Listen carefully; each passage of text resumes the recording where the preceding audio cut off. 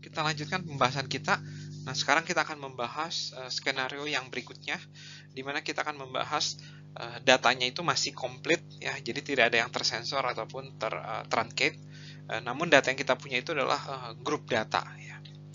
Nah, di sini saya sudah menuliskan fungsi fungsi likelihood-nya, yaitu secara umum ya. Ini adalah formula fungsi likelihood secara umum.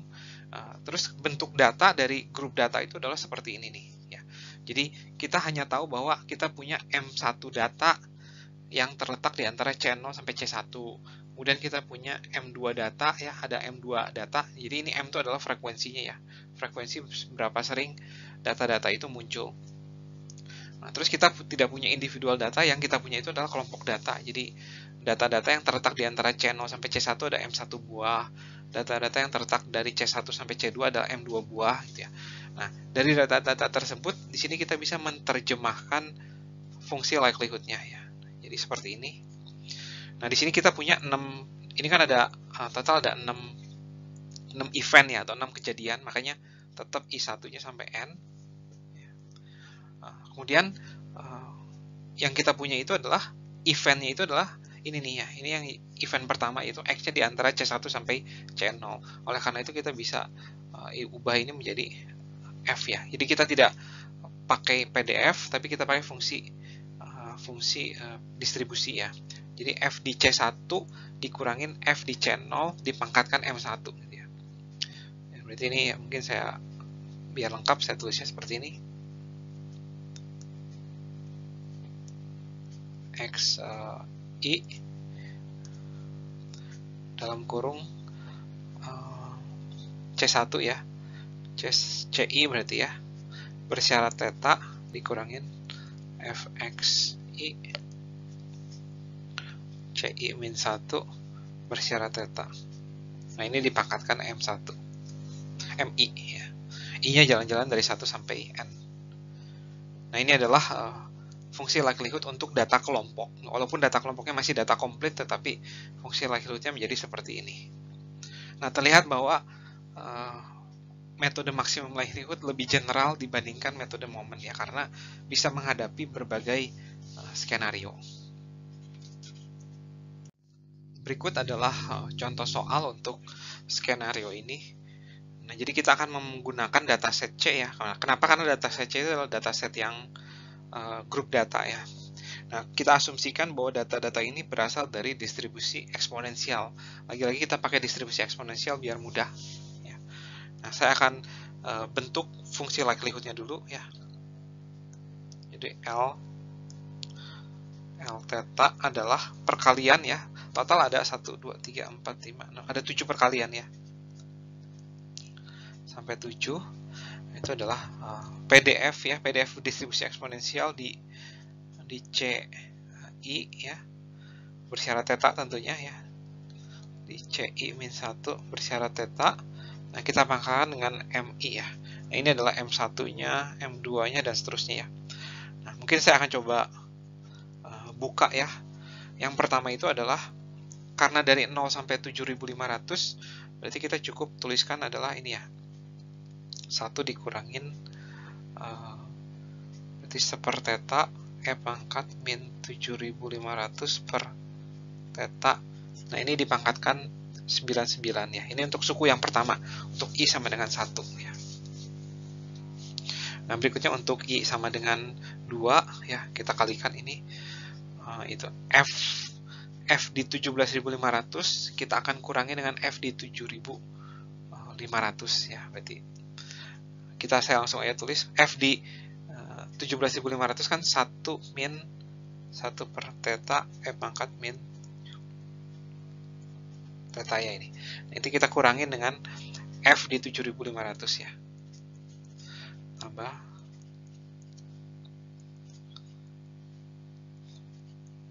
Nah, ini kita pangkatkan dengan 42. Nah, semoga cukup jelas ya ini. Dan seterusnya. Nah, dan untuk yang terakhir, nah di sini kan 300.000 ya, berarti di atas 300.000 ya. Berarti kita pakai survival function di 300.000 yaitu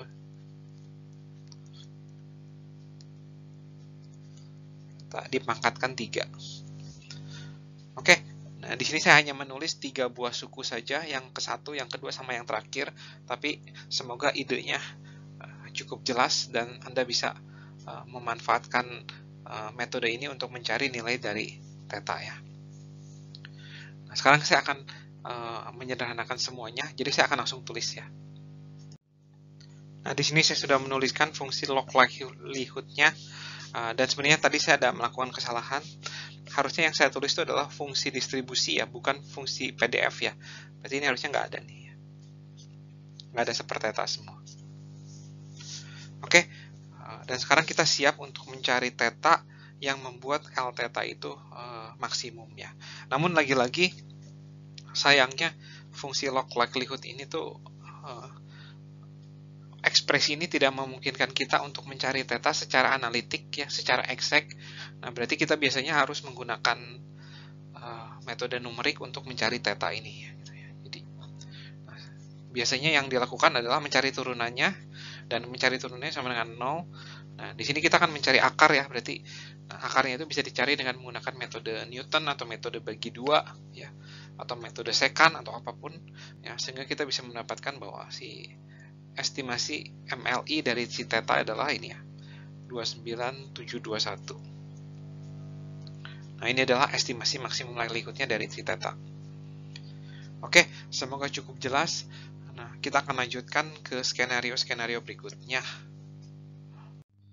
Sekarang kita memasuki skenario yang ketiga, di mana dalam skenario yang ketiga itu kita akan mencoba menggunakan metode maksimum likelihood untuk mengestimasi parameter dengan menggunakan data yang dalam hal ini ya sudah termodifikasi gitu. Nah, namun seperti yang sudah pernah dicontohkan di awal dari subbab ini, metode ML itu dapat menghandle masalah ini dengan baik ya. Namun di contoh yang di awal itu data-datanya itu tersensor. Namun di kasus ini kita akan menghadapi masalah di mana datanya itu tertruncate ya. Nah, jadi ada beberapa alternatif ketika kita menghadapi data yang tertruncate. Alternatif yang pertama itu ya semua data kita geser, dan atau semua data tidak digeser namun diberi catatan. Nanti kita akan ada satu contoh untuk mengilustrasikan kedua alternatif ini gitu ya. Nah, tapi untuk sekedar pengingat, data yang tertruncate itu artinya tuh si perusahaan itu tidak menerima data tersebut. Jadi tidak menerima data-data yang di bawah suatu nilai ya. Nah, berikut ada satu contoh soal. Nah, contoh soal ini lagi-lagi kita akan menggunakan dataset B, namun di sini dataset B-nya itu termodifikasi, atau dengan kata lain data tersebut itu tertruncate di 200. Nah, kita akan mencoba mencari maximum likelihood estimation dari data-data ini jika diketahui data-data ini itu berasal dari distribusi Pareto dengan tetanya itu 800. Berarti kita akan mencari estimasi maksimum likelihood dari parameter yang lain selain theta, yaitu alfanya ya. Berapa nih? Nah, namun kita akan menghadapi datanya terlebih dahulu. Nah, seperti yang kita tahu datanya total ada 20. Nah, namun data-data tersebut tertruncate di 200 ya. Berarti alternatif pertama atau solusi pertama itu dengan kita shift ya. Nah, karena ini data-datanya tertruncate, maka data-data yang di bawah 200 si perusahaan itu tidak punya ya. Berarti ini tidak ada nih. Ya. Jadi total ada 6 data tidak dimiliki si perusahaan. Jadi total data yang ada dimiliki si perusahaan itu adalah 14 data ya. Nah, alternatif pertama kita geser semuanya ke minus 200 ya. Jadi data yang dimiliki perusahaan itu adalah 43, 94 dan seterusnya ya, sampai 15 kurangi 200 berarti 543. Ya, semoga cukup jelas nih. Nah, kemudian alternatif kedua yaitu dengan menggunakan data yang apa adanya, tetapi jadi data yang kita miliki itu adalah ini 294 dan 15743. Namun kita akan memberi catatan akan data-data ini. Nah, kita akan coba mencari estimasi dari alfa untuk skenario yang pertamanya berapa dan yang keduanya itu berapa. Pertama-tama kita akan kerjakan dulu dengan menggunakan metode shifting.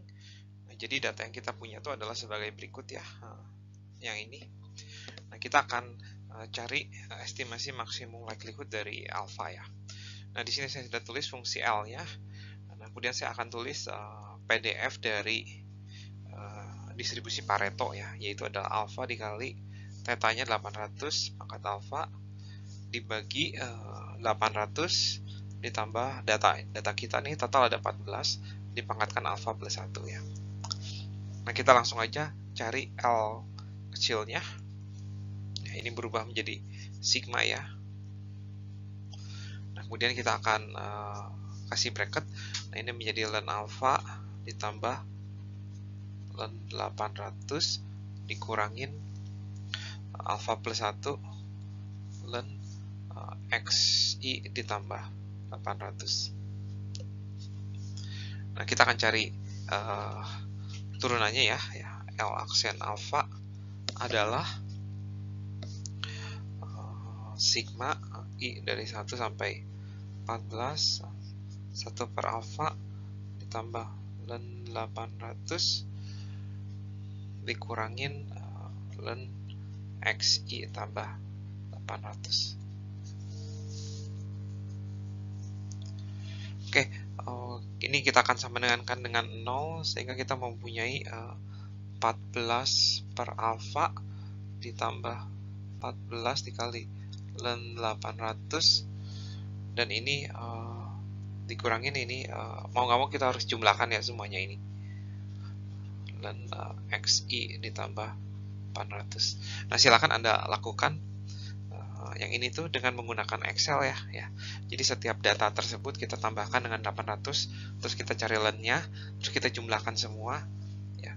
Hasilnya itu ya kalau benar gitu ya, ini menjadi 14 per alfa ditambah 14 dikali ln 800 kemudian dikurangin dengan yang warna kuning ini, hasilnya adalah minus 10,384 ya. Kurang lebih ya. Nah, lihat alfa topinya adalah 14 dibagi 10,384 atau dengan kata lain ini adalah kurang lebih 1,3482. Nah, ini adalah estimasi maksimum likelihood dari alfa topi dengan menggunakan metode yang pertama, yaitu metode shifting. Nah, setelah ini sebenarnya pertanyaan dari soal sebelumnya itu adalah kita diminta setelah mendapatkan alfa itu kita diminta untuk menghitung ekspektasi cost per payment dari deductible 0, 200 dan 400 ya. Berarti kita diminta untuk mencari ini nih, X dikurangin ini X0 dibagi 1 min F0 gitu ya. Nah, 0-0 nya akan berganti. Mungkin saya ganti dengan ini A nih.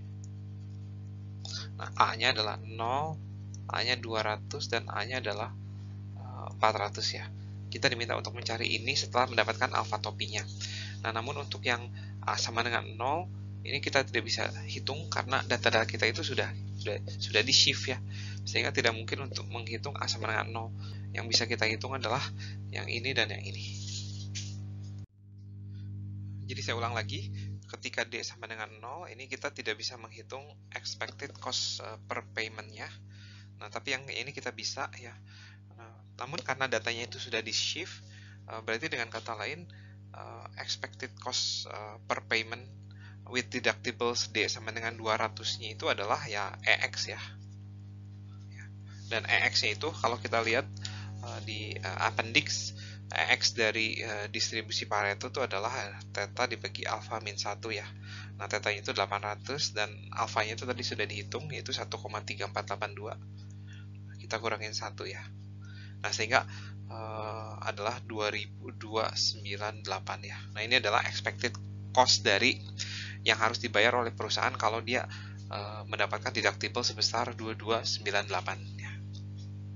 Nah, kemudian terakhir untuk ketika deductible yang 400, si perusahaan itu expected cost-nya adalah berapa nih gitu ya. Nah, ini bisa dihitung dengan menggunakan formula ini X 200 ya, namun di sini 200 ya. Dibagi dengan 1 min F 200. Nah, di sini lagi-lagi ini kita akan pakai simbol dulu sebelum kita hitung.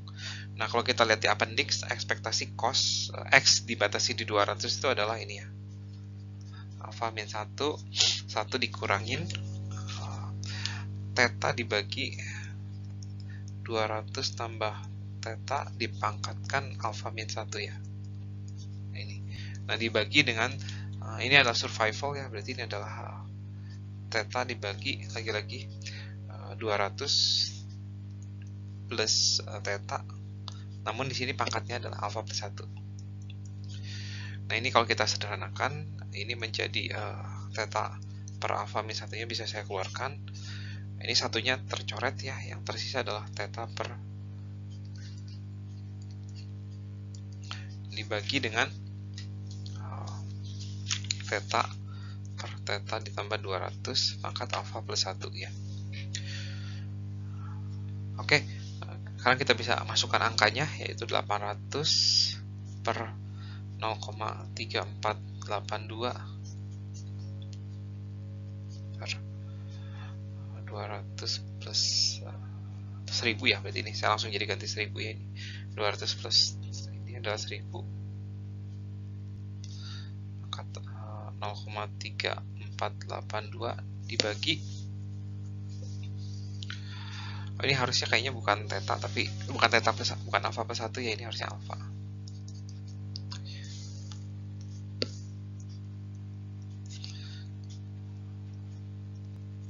Nah, hasilnya saya langsung tulis, hasilnya adalah 2872 ya. Nah, ini adalah jawabannya. Semoga cukup jelas. Nah, sekarang kita akan masuk ke dalam metode yang kedua, yaitu yang metode unshifted.